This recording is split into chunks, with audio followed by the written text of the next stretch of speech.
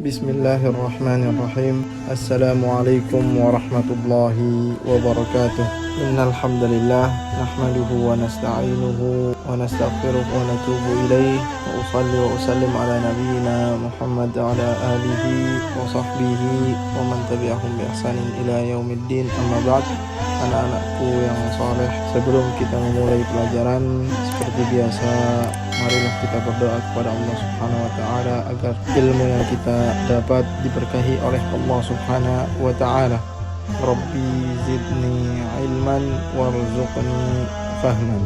Amin. Baik santri-santriku yang saleh, silahkan diperhatikan halaman 35 pada pertanyaan yang ke-17. Ma dalilu syahadatu an la ilaha illallah? Apa dalil syahadatu an la ilaha illallah? Atau bisa kita rubah dalam bahasa kita, apa bukti bahwa Allah itu satu?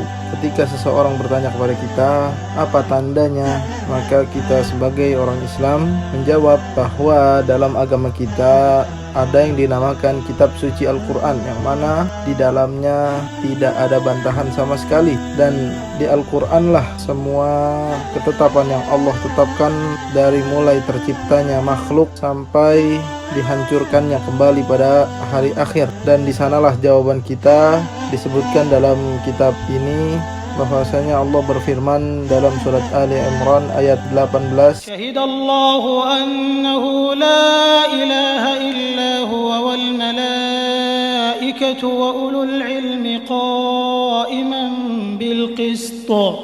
La ilaha illa huwal azizul hakim. Yang artinya Allah menyatakan bahwa saya tidak ada Tuhan yang berhak disembah melainkan dirinya yang menegakkan keadilan. Para malaikat dan orang-orang berilmu juga menyatakan demikian, yakni menyatakan bahwa Allah itu satu dan tiada tanding. Tidak ada Tuhan yang berhak disembah melainkan Allah Subhanahu wa taala yang maha perkasa lagi maha bijaksana. Disebutkan pula firman Allah taala dalam surat Muhammad ayat 19, fa'alam annahu la ilaha illallah, yang artinya maka ketahuilah bahwa sesungguhnya tidak ada Tuhan yang berhak disembah atau yang benar kecuali Allah Subhanahu wa taala. Kemudian disebutkan pula dalam surat Al-Imran kembali ayat 62, wa ma min ilahin illallah, tidak ada Tuhan yang berhak disembah kecuali Allah Subhanahu wa taala. Penulis menambahkan juga firman Allah taala pada surat Al-Mu'minun ayat 91, Mattakhadallahu min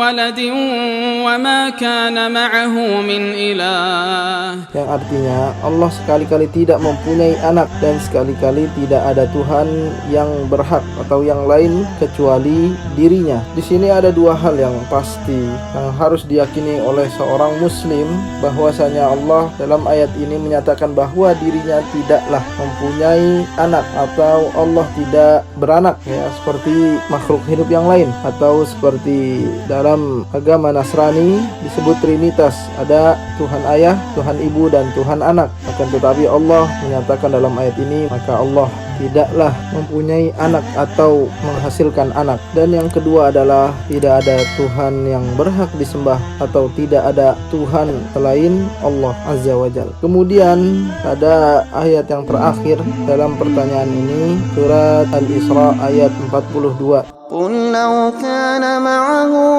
آلهة كما يقولون إذا لابتغوا إلى ذي العرش سبيلا, yang artinya katakanlah jikalau ada Tuhan-Tuhan di samping Allah, yakni ada Tuhan-Tuhan selain Allah, bagaimana yang mereka yakini, niscaya Tuhan-Tuhan itulah, Tuhan-Tuhan yang mereka yakini inilah yang akan mencari jalan kepada Allah Subhanahu wa taala yang mempunyai arsy. Maka kita bisa pahami dari pertanyaan ini, Allah Subhanahu wa taala ingin meyakinkan hambanya bahwa hanya Allah lah yang patut disembah dan tiada tanding. Mungkin ini saja pertemuan kali ini. Jika ada salah kata, Ustaz mohon maaf, silahkan dikoreksi. Semoga bermanfaat ilmu yang kita dapat hari ini. Saya undur diri. Wabillahi taufiq wal hidayah waridha wal inayah. Ma'akum najah. Wassalamualaikum warahmatullahi wabarakatuh.